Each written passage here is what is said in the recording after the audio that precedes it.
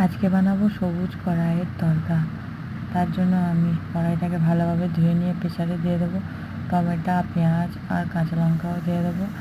ওটা ভালোভাবে সিদ্ধ হয়ে গেলে সিটি নিয়ে নামিয়ে পেঁয়াজ, টমেটো, কাঁচা লঙ্কাটাকে পেস্ট বানিয়ে নেবো এবং সসপ্যানের মধ্যে সর্ষের তেল, সাদা তেল অ্যাড করে তার মধ্যে 5 ফোড়ন দিয়ে দেবো, গোটা জিরে, শুকনো লঙ্কা, তেজপাতা, আদা কুচি, রসুন কুচি, পেঁয়াজ কুচি দিয়ে ওর মধ্যে ভালোভাবে মশলাটা কষে নেবো।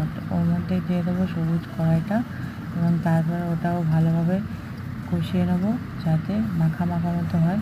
অনেকক্ষণ প্রায় 20 মিনিটের মতো কষিয়ে নিয়েছি। তারপরে লাস্টে আমাদের একটু গরম মশলা ও ধনেপাতা অ্যাড করে তরকাটাকে নামিয়ে নেব। এটা খুব সুন্দর খেতে, সেই স্বাদ। তোমরাও অবশ্যই বাড়িতে ট্রাই করো। আজকের জন্য টাটা, বাই বাই।